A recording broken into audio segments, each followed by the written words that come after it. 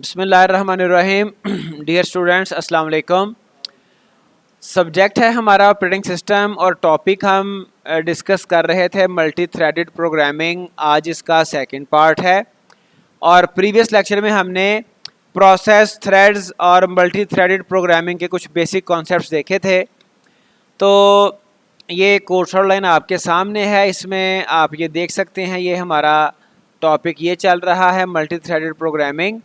और आज सबसे पहले हम ये देखेंगे कि ये जो हमारी मल्टी थ्रेडेड या मल्टी कोर प्रोग्रामिंग है, इसका बेनिफिट क्या है।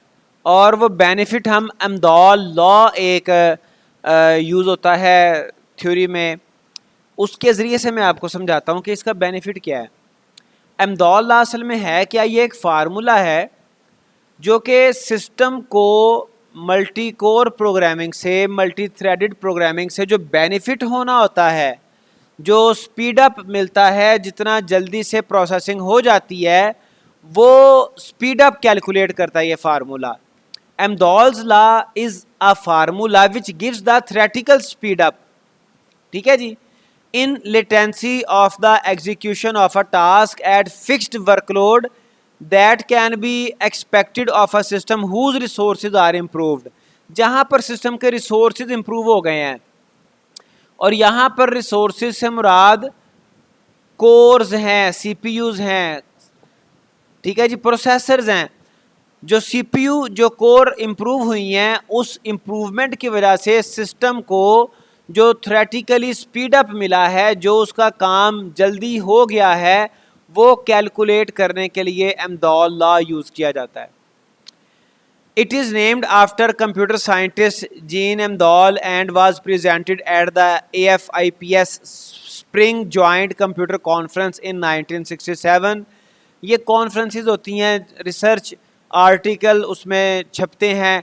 वहाँ पर 1967 में इसने, जीन अमदाल ने ये वाला फार्मूला प्रेजेंट किया था, ठीक है जी। उसके बाद ये थ्योरेटिकल स्पीड अप को फाइंड आउट करने के लिए यूज होता रहा है। Amdahl law is often used in parallel computing to predict the theoretical speed up when multiple processors, और इसका ताल्लुक मल्टी कोर के साथ है। अगर प्रोसेसर आपके ज़्यादा हैं, वहाँ पर अमदाल लॉ का इम्पैक्ट या उसका रोल आएगा।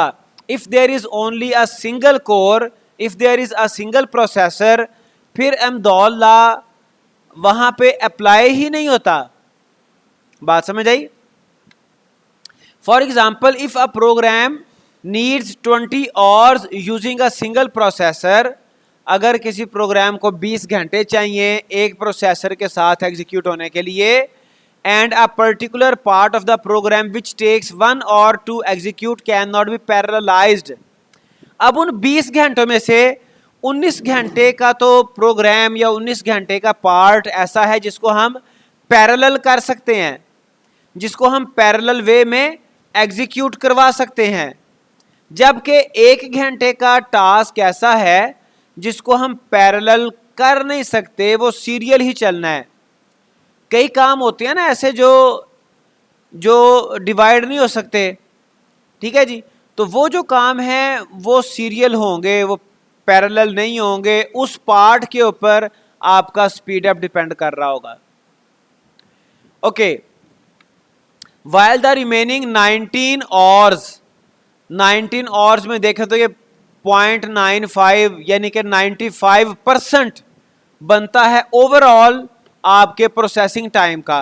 तो 95% जो पार्ट है, remaining part of execution time can be parallelized. 1 घंटा तो पैरेलल नहीं हो सकता ना, वो ओवरऑल 5% बनता है। और 19 आवर्स, 19 घंटे पैरेलल हो सकते हैं, तो वो बनता है 95%, ठीक है। तो इसको आप पैरेलल चला सकते हैं। अगर आपके पास 2 कोर हैं, 4 हैं, 6 हैं, 7 हैं, 10 हैं, जितने भी आपके पास सीपीयूज हैं, उनके ऊपर आप इसको मैप करके पैरेलल वे में एग्जीक्यूशन, अपनी एग्जीक्यूशन टाइम आप कम कर सकते हो। लेकिन वो जो 1 घंटा है वो आपका क्रिटिकल टाइम है, जो पैरेलल हो नहीं सकता।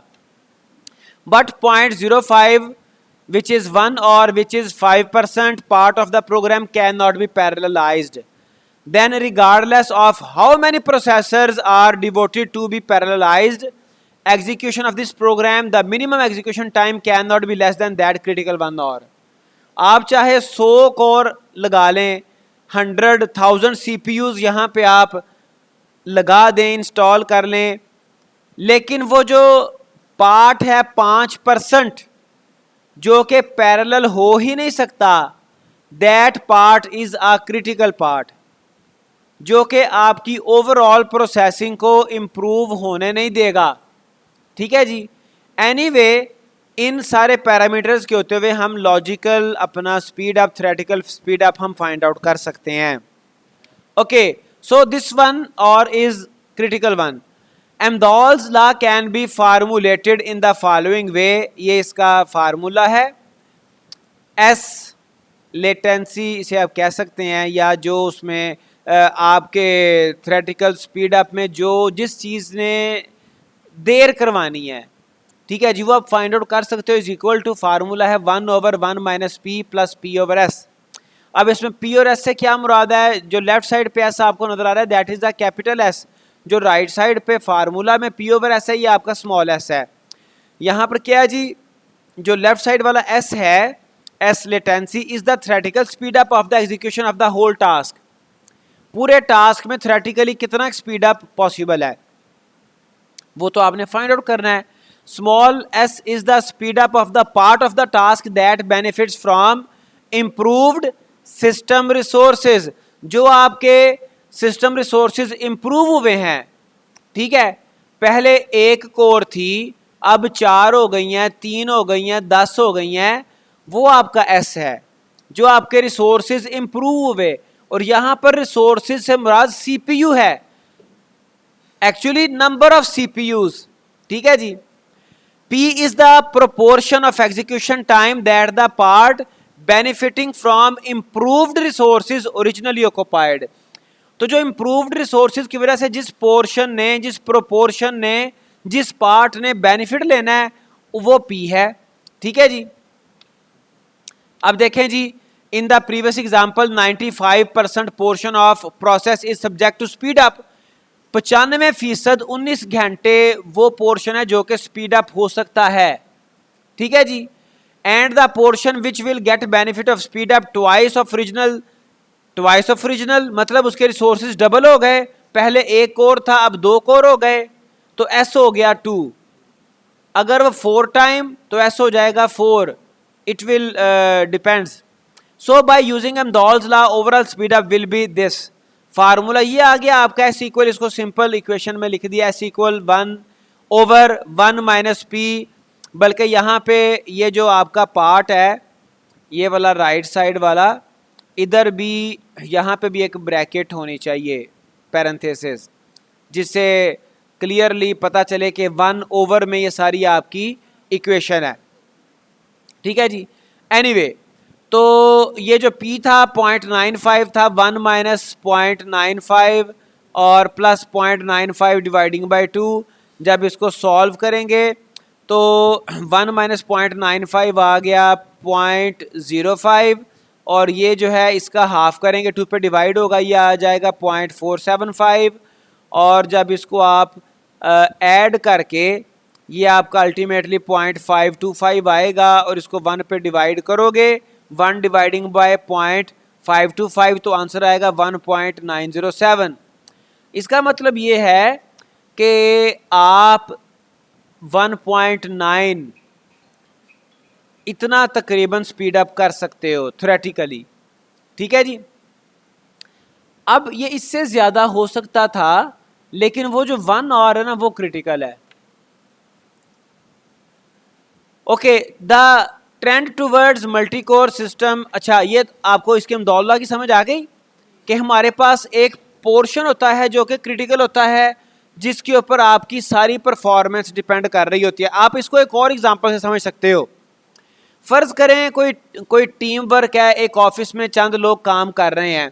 ठीक है, तो बल्कि मैं आपको ना अपनी रियल लाइफ की एक एग्जांपल देता हूँ. मेरी एक दफ़ा ड्यूटी लग गई इलेक्शन ऑफिस में, ये 2013 के जो इलेक्शन थे बल्दियाती, वहाँ पे. तो सारा दिन डिफरेंट वो नॉमिनेशंस आती थी, फॉर्म आते थे, मैं बनाता रहता था। डे एंड पे ना वो रिपोर्ट्स जनरेट करनी होती थी। अब नॉर्मली या आप यूं कह लें कि सारा काम तो वाइंड अप हो गया है।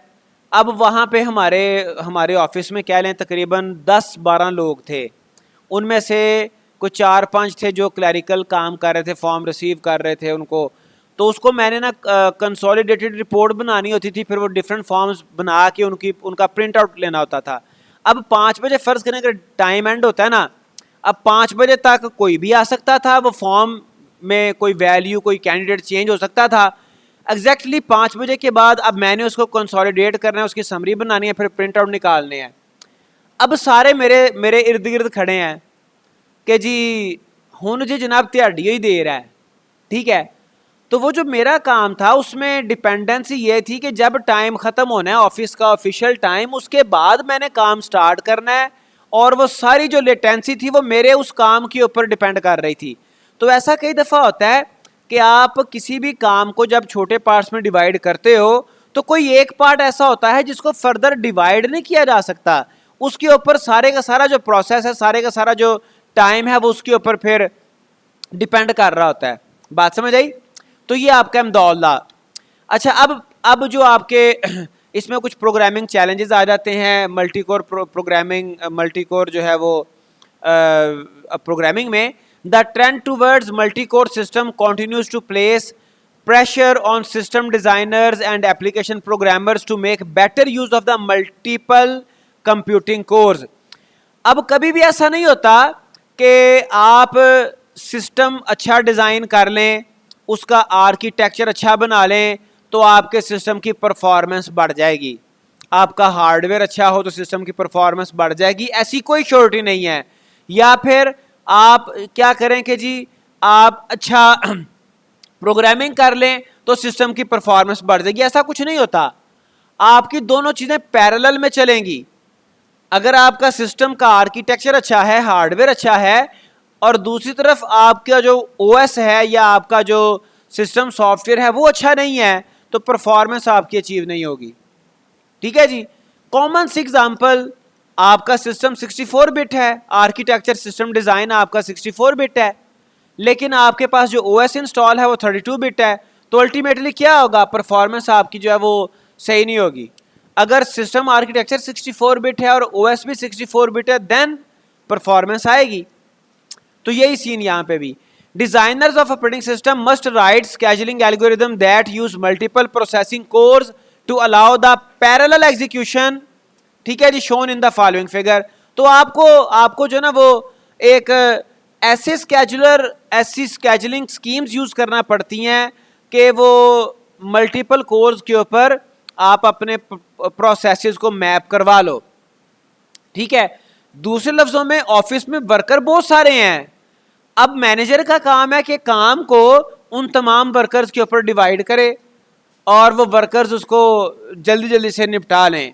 अगर 20 वर्कर्स हैं, उनमें से काम सिर्फ 4 को असाइन किया गया है, बाकियों को असाइन ही नहीं किया गया या बाकियों को आता नहीं है, तो दोनों सूरतों में परफॉर्मेंस बेटर नहीं होगी। अब ये देख लें, ये आप देखें यहाँ पर इस डायग्राम में आप क्लियरली देख सकते हो कि कुछ टास्क हैं T1, T2, T3, T4, ठीक है जी, और इनको ये 2 कोर हैं, 2 CPUs हैं, कोर 1 कोर 2, इनके ऊपर मैप किया गया है। T1 कोर 1 को दे दिया, असाइन कर दिया, T2 कोर 2 को असाइन कर दिया, इसी तरह से T3, T4। फिर अब कोई ऐसा एल्गोरिदम होगा, यहाँ से क्लियरली नज़र आ रहा है कि T1 जब कोर 1 के साथ वर्क कर रहा था, इसके ऊपर एग्जीक्यूशन हो रही थी, तो इसकी एग्जीक्यूशन मुकम्मल नहीं हुई थी, इसका कुछ पार्ट अभी रिमेनिंग था, तो दोबारा T1 के ऊपर कोर 1 को काम करना पड़ा, फिर दोबारा करना पड़ा। ठीक है जी। तो जो आपके स्केजुलिंग एल्गोरिदम है उनमें कई एक ऐसे एल्गोरिदम है, जैसे आपका एक राउंड रोबिन एल्गोरिदम है जो कि डिफरेंट टास्क्स को एक ख़ास टाइम तक एग्जीक्यूट करवाता है, बाकी फिर अगले टास्क की बारी आ जाती है और फिर अगले राउंड में पुराने टास्क को दोबारा एग्जीक्यूट किया जाता है ताकि तमाम टास्क को टाइम मिलता रहे। ठीक है जी, ताकि हर टास्क थोड़ा थोड़ा जो है ना वो प्रोसेसिंग उसके बारे में होती रहे और तमाम जो यूज़र टास्क हैं या जो भी टास्क हैं उनको ये सेटिस्फेक्शन हो कि हमारा काम हो रहा है। ठीक है जी। For application programmers the challenge is to modify existing programs as well as design new programs that are multi threaded. तो पहलों को इम्प्रूव भी करना है और नए भी बनाने हैं जो कि मल्टी थ्रेडेड को सपोर्ट कर रहे हो, क्योंकि आजकल जितने भी सिस्टम हैं वो मोस्टली मल्टी थ्रेडेड हैं। ठीक है जी। ये प्रीवियस लेक्चर में डिस्कशन हम कर चुके कि अगर आप एक प्रोसेस को दोबारा से क्रिएट करते हो, आप थ्रेड्स को यूज़ नहीं करते, तो वो बड़े ज़्यादा रिसोर्सेज यूज़ करेगा, जबकि थ्रेड्स से काम वही हो जाता है, अचीवमेंट हो जाती है, लेकिन रिसोर्सेज कम यूज़ करता है। इसीलिए थ्रेड को लाइट वेट प्रोसेस भी कहा जाता है। In general 5 areas present challenges in programming for multi core system. ये कौन कौन से एरियाज़ हैं? सबसे पहले हैं आइडेंटिफाइंग टास्क, जैसे हमने अहमदाउल्लाह में भी देखा। तो सबसे पहला काम होता है कि आप टास्क को आइडेंटिफाई करें। ठीक है जी, कौन से टास्क हैं?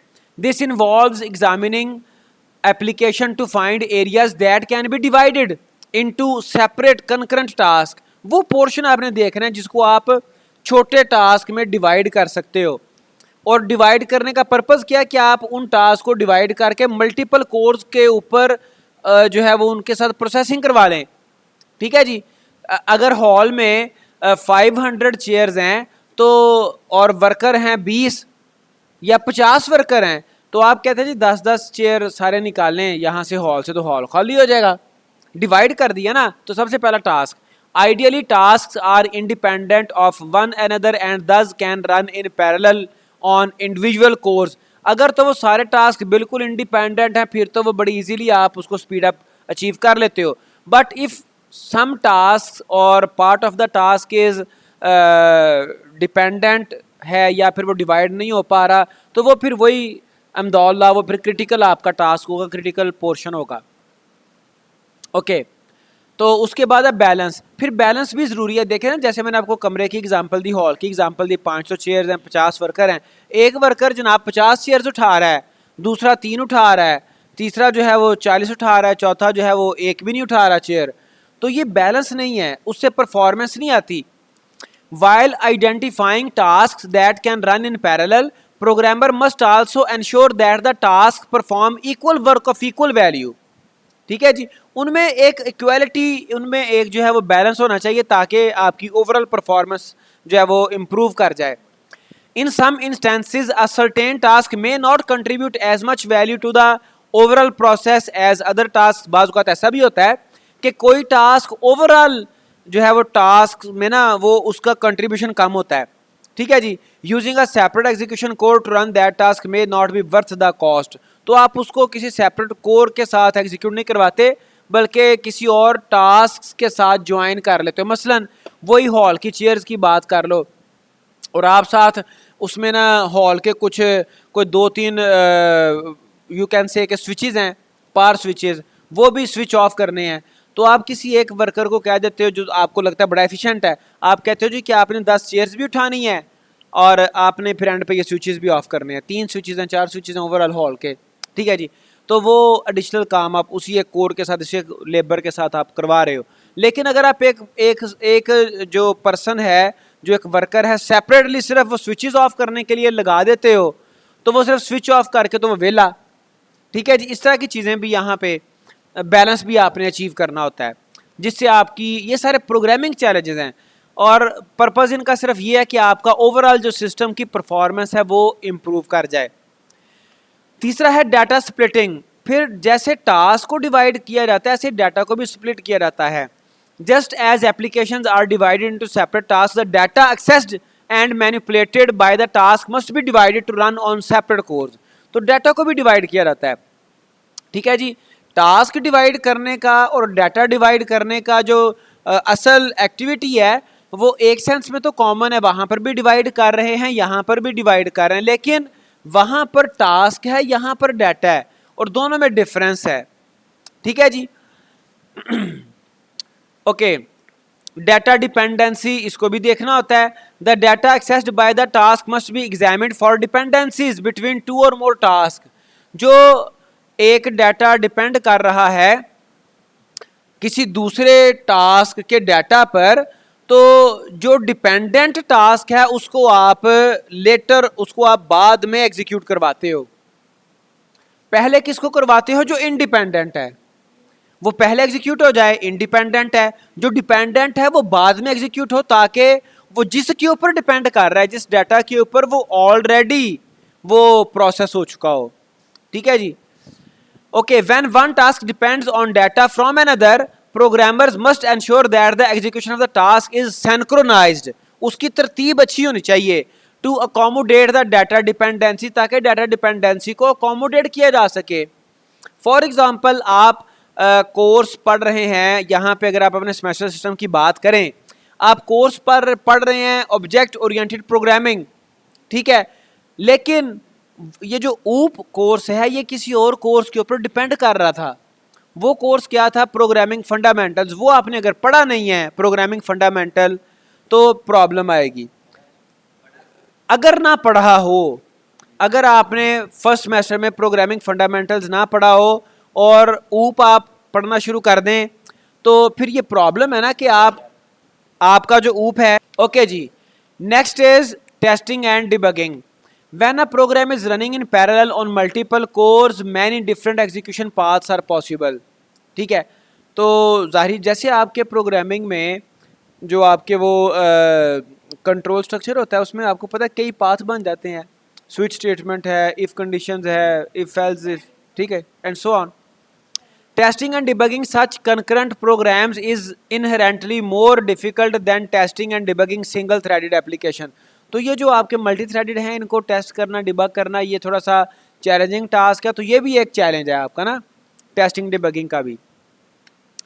Because of these challenges, many software developers argue that the advent of multi-core system will require an entirely new approach to designing software system in the future, so that कि आपका जो वो मल्टी थ्रेडेड सपोर्ट है, जो आपका hardware architecture है, उसको fully exploit किया जा सके, उसको सही से यूज़ किया जा सके, उसकी जो वर्थ है।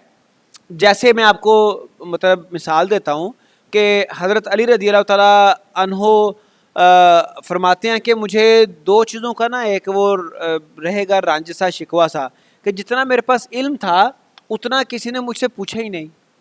ठीक है जी। तो बल्कि वो तो उनके बारे में तो हमारे प्यारे आका सल्लल्लाहु अलैहि वसल्लम ने इरशाद फरमाया कि जी मैं इल्म का शहर हूँ और अली उसका दरवाज़ा है, और तमाम बल्कि खुलफाए राशिदीन के बारे में इस तरह की स्टेटमेंट्स हैं। तो एक आम जो टीचर होता है ना, टीचर जो है वो स्टूडेंट को तकरीबन ऑन एवरेज 20% 25% जो है ना वो पढ़ाता है। बाकी स्टूडेंट्स ने अपनी एफर्ट के साथ क्वेश्चनिंग करके जो है ना वो चीज़ें पूछना होती हैं। तो ये डिफरेंट क्लास जो हमारे पास होती है ना, क्लासेस जो सेशंस बनते हैं, वो हर एक की ना ओवरऑल एक अपनी कैपेबिलिटी होती है। तो बाज़ ऐसी एफिशिएंट क्लासेस होती हैं, वो जनाब टीचर को एंगेज रखते हैं और ज़्यादा से ज़्यादा गेन कर लेते हैं। बाज़ सत्तू पी के सोए होते हैं और फिर उनकी जो है ना वो ओवरऑल जो लर्निंग है वो मैकेनिज़्म उतना ही रहता है, लर्निंग लेवल जितना टीचर ने पढ़ा दिया। ठीक है जी।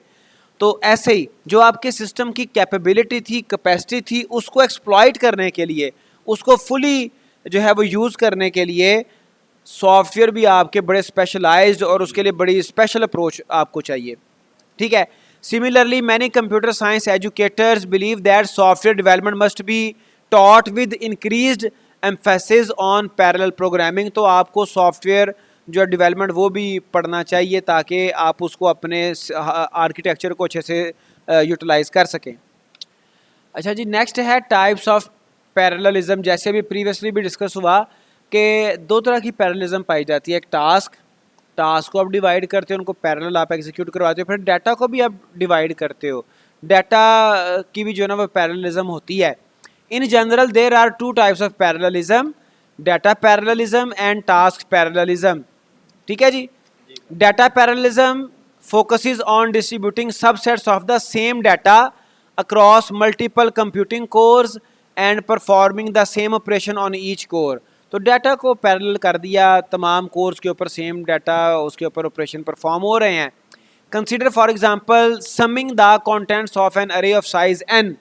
कोई भी अरे है, उसका कोई साइज है, यू कैन से 10,000, उसको सम करना है उसके कंटेंट्स को, ठीक है।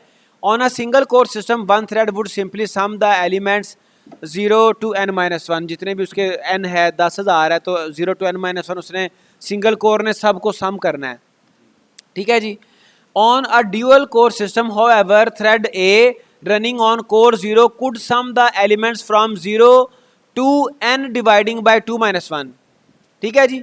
n डिवाइडिंग बाय 2 से क्या मुराद है, 10,000 था तो 10,000 को 2 पे डिवाइड किया 5,000 हो गया, 5,000 - 1 4,999 4,999।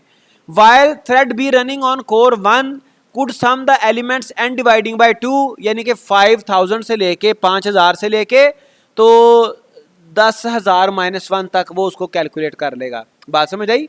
0 से 4,999 तक एक कोर उसको सम करेगी और 5,000 से 9,999 तक दूसरी कोर करेगी सम, ठीक है जी। ये है data parallelism. The two thread would be running in parallel on separate computing core, वो दोनों थ्रेड आपके सेपरेट कोर्स के ऊपर रन करते होंगे।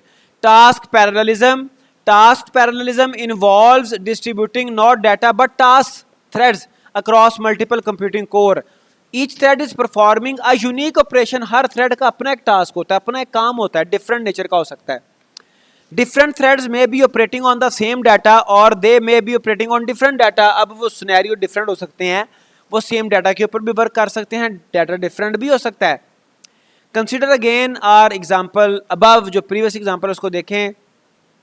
इन contrast to that situation an example of task parallelism might involve two threads each performing a unique statistical operation on the array of elements, ठीक है जी। The threads again are operating in parallel on separate computing cores, but each is performing a unique operation. कोई statistical operation है, उसको कोई analysis किया जा रहा है, calculation की जा रही है, ठीक है जी। फर्ज करें एक कोर के ऊपर maximum largest value find out की जा रही है अरे में से, दूसरी कोर के ऊपर स्मॉलेस्ट वैल्यू फाइंड आउट की जा रही है, ठीक है। तो टास्क को डिवाइड किया गया डाटा की बजाय, ये task parallelism. Fundamentally, then data parallelism involves the distribution of data across multiple cores and task parallelism on the distribution of task across multiple cores.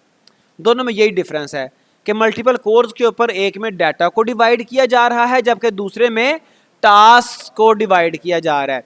In practice however few applications strictly follow either data और task parallelism, मतलब कि दोनों हर application में mostly दोनों तरह की parallelism चल रही होती है। ऐसा नहीं है कि फ़लाँ एप्लीकेशन में सिर्फ डाटा पैरेललिज्म हो रही है और फ़लाँ में सिर्फ टास्क, ऐसा नहीं है। दोनों चीज़ें आमतौर पे चलती हैं दोनों ही, ठीक है जी। In most instances applications use a hybrid of these two strategies, ये हाइब्रिड दोनों स्ट्रेटजीज को यूज़ किया